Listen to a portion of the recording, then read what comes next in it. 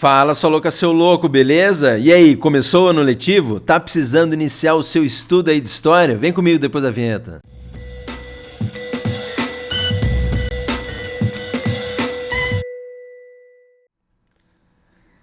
Fala, sua louca, seu louco, aqui é o Prof. Elvis História em Casa nessa ondinha do saber, porque você lembra que hoje a gente vai aí de uma aulinha de história, mas antes de continuar, é claro, já dá o like no vídeo, se inscreva no canal se não é inscrito, ativa o sininho e também segue a gente lá no Instagram e no Facebook do Prof. Elvis História em Casa, além de ouvir o nosso podcast no Spotify. Não esquece, hein? Não esquece também de compartilhar o canal com a galera e deixar o seu comentário aí ao final do vídeo. Quero saber se você está começando aí esse ano a estudar, então, a história, essa coisa linda e maravilhosa aí, que é claro, para muitos envolve uma paixão, né? Lembrando a história aí, que é então toda essa ciência, né, para se estudar aí a humanidade, que a gente vem com esse belo quadro aqui para vocês, né? História, então, essa coisa de a história vai sendo escrita aí ao longo do tempo, né? Mas a gente já começa justamente com essa ideia de que história, pô, não é achismo, né? A gente que está em momento aí de negacionismo, de crítica ao cientificismo, a valorização da ciência, entre outras coisas, é bom lembrar que a história é uma ciência e especificamente uma ciência, claro, do ramo humano, né? Uma das ciências humanas. Então não aparece, é claro, como lá uma ciência exata, como a matemática, uma ciência biológica e por aí vai, mas aquela ideia de que ao estudar história você estuda o ser humano. Basicamente, é claro, muita gente vai falar que você estuda a humanidade, o ser humano ao longo do tempo, né? Também pode aparecer para você de repente, a tia pergunta lá na quinta série, mas que estuda a história? Você vira e fala, professor, a gente estuda os erros do passado para não cometê-los de novo no presente e construir um futuro melhor. Pode ser também essa resposta para vocês, mas a ideia é que o estudo da humanidade ao longo do tempo, então as relações do ser humano, né, entre outros seres humanos, né, com outros seres humanos, a relação do ser humano com a cultura, com, né, todo o processo aí de formação também de uma cultura, de uma língua, de uma nação. Então, todo esse contexto, é claro que a gente pode destrinchar vários outros aspectos aí que a história, né, temas que a história pode se debruçar.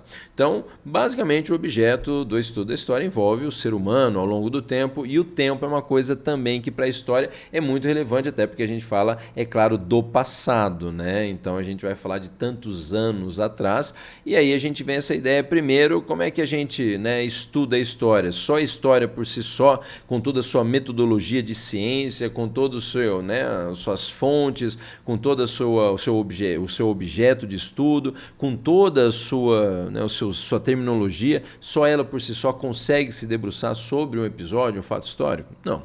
Aí você pode falar de ciências auxiliares, que não só ciências humanas também, como uma antropologia, uma sociologia, mas uma ciência exata, tipo uma química, para, né, fazer a datação lá de um fóssil ou de sei lá, um osso lá, né, pré-histórico. Então você tem aí também várias outras ciências, como a matemática e tal, que podem, é claro, auxiliar o estudo da história. E ao estudar a história, você tem também, é claro, aí a grande preocupação em analisar fontes históricas sobre determinado episódio, acontecimento ou processo histórico. Então é claro que o objeto de estudo da história também pode ser grandes, né, episódios históricos, como não também, como de repente, é claro, a história dos excluídos, né? A história também se poderia falar uma nova história aí, que estuda não o imperador que conquistou, mas o cozinheiro que cozinhou para as tropas, o imperador que conquistou.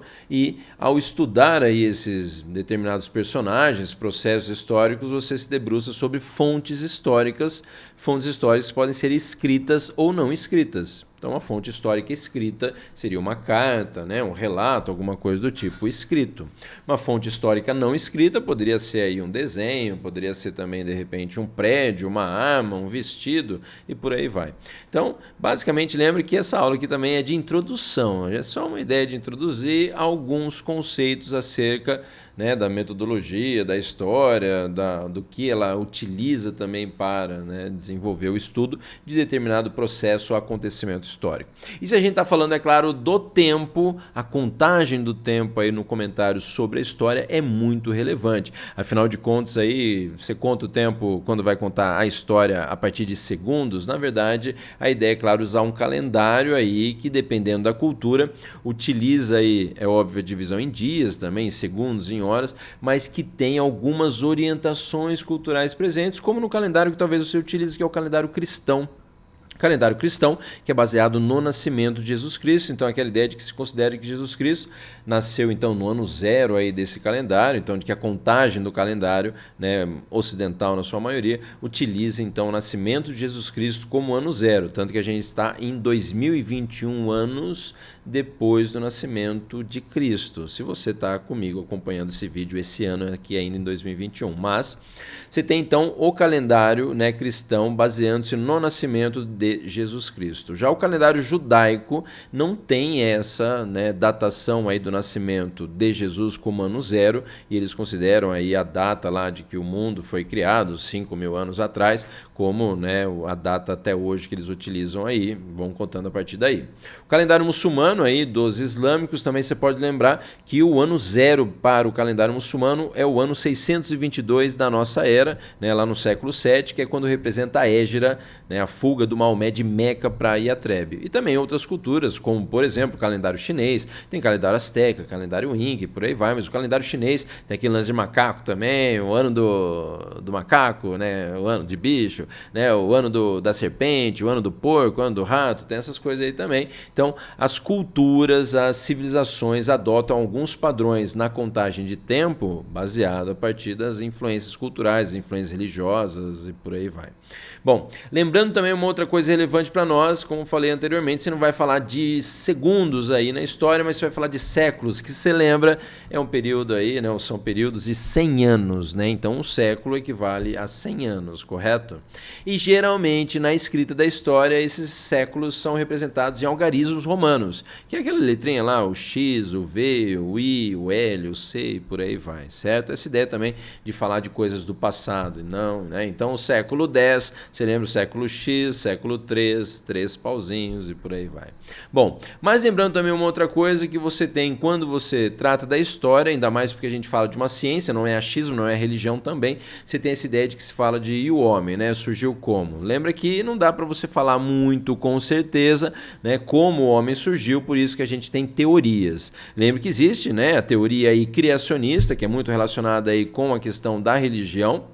Lembre que qualquer visão aí que fala da criação, né, do homem por um deus ou por deuses, dependendo da cultura, você tem uma visão criacionista, né? Então até lembra lá dos incas, né, que utilizavam lá o milho, assim como os astecas também, mas os incas acreditavam que os deuses fizeram o ser humano a partir do milho. Então é uma visão criacionista, assim como a da, né, religião judaico-cristã, né, judaico-cristã também.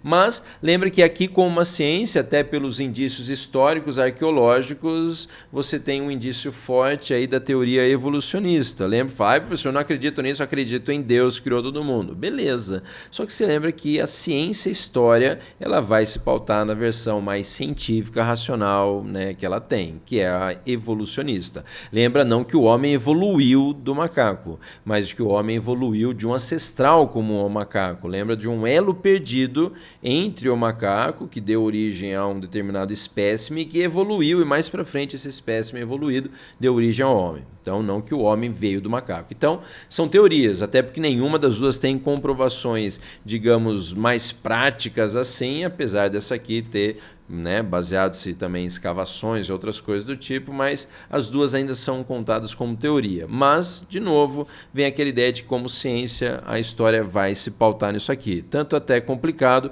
porque se a gente vai falar de pré-história, né, e se a gente for puxar mais atrás até de dinossauro, tem dinossauro, tem homem das cavernas aí lá na Bíblia, né? Então tem essa complicação aí para você. Bom, mas continuando, a questão de que a gente tem aqui na introdução ao estudo da história, também esse processo de periodização, ia falar privatização, de periodização, a Síria que falou junto me encasquetou, de periodização. Então geralmente a divisão da história em dois períodos, na pré-história e na história. Lembrando a pré-história, que é o período que vai aí, né, da Idade da Pedra Lascada até o Neolítico, a Idade da Pedra Polida, né? Então vai do surgimento do homem até mais ou menos 4.000 anos antes de Cristo, né? A pré-história inteira. A pré-história que ela é subdividida em Idade da Pedra Lascada ou Paleolítico. Lembre que paleo quer dizer velho ou antigo e litos quer dizer pedra. Então pode aparecer também como Idade da Velha Pedra ou Idade da Pedra Antiga, o Paleolítico. Surgimento do homem, sabe-se lá como aí tal, por Deus ou, né, pela evolução e blá blá blá, mas até mais ou menos 10.000 anos antes de Cristo.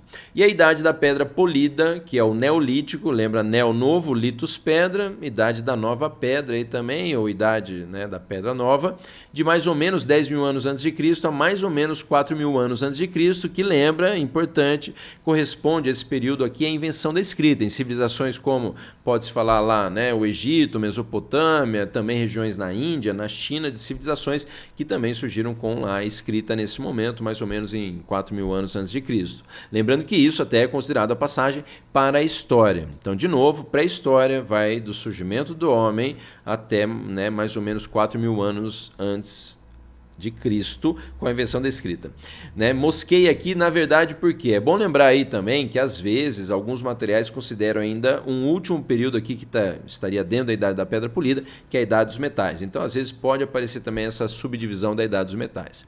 Mas lembrando que, com a invenção da escrita, então, que a gente pode falar de que agora você tem uma escrita mesmo, registrando e tal, os principais fatos, porque antes não tinha uma escrita, mas tinha uma história já rolando. Mas é que você não tem, mesmo com as pinturas rupestres, que não são escritas, não tinha essa fonte escrita, né, do registro histórico. Por isso que, mais ou menos 4.000 anos antes de Cristo, é considerado para nós o início justamente da história. Lembra que a história, gente, subdivide em alguns períodos, como a Antiguidade, que é a Idade Antiga, ou é Antiga Idade, que vai de mais ou menos 4.000 anos antes de Cristo, invenção da escrita, até 476 depois de Cristo, já não tem nada depois aqui, que é a queda de Roma. Lembra que esse período, né, marcado pelo final do Império Romano do Ocidente, vai dar origem aí ao que depois, então, se divide num período chamado de Idade Média. Né, a idade que está entre a Antiguidade, está no meio da Antiguidade, no meio da Idade Moderna. Vai de 476, século V, até 1453, século XV, que é quando você tem a tomada de Constantinopla, capital do Império Bizantino, antigo Império Romano do Oriente, a tomada de Constantinopla pelos turcos otomanos. Depois da Idade Média, você tem o período aí da Idade Moderna, de 1453, queda de Constantinopla, século XV, até 1789, Revolução Francesa. Lembre que isso tudo é uma periodização, é uma divisão para te auxiliar ao estudo da história. Até porque o período aí que a Revolução Francesa inicia é a chamada Idade Contemporânea, que em tese, então, vai até de 1789 até os nossos dias. Então fica aquela coisa, você tem muito a ver aí com sua tecnologia, seu celular e tudo mais, a ver com o revolucionário lá do século XVIII? Se for pensar em termos políticos, de repente de influência aí de forma de governo, de leis, pode até ser, mas tem muita diferença dentro dessa galera, como tem dentro dessa galera, né, do período dessa galera toda. Então, isso é uma convenção, assim como o lance do calendário, a contagem do tempo, isso aqui para te auxiliar no estudo da história. Tanto que tem muito aí historiador que fala que o ideal seria, de repente, colocar aí 1969, algo assim lá, a chegada do homem na Lua, né, como o fim da Idade Contemporânea e o início aí da Idade da Informação ou Idade da Tecnologia. Mas isso já é outra história, isso já é mais para frente aí, até porque isso precisa ainda de um distanciamento histórico para se avaliar. Mas eu espero que você tenha gostado dessa dica aí de história, de introdução ao estudo da história, e já dá o like no vídeo, se inscreva no canal se não é inscrito, ativa o sininho, também segue a gente lá nas mídias sociais, no Instagram, no Facebook e também no podcast lá para nós, hein? É isso aí, até a próxima aula aí, ou dica de história com o Prof. Elvis. Até mais, valeu!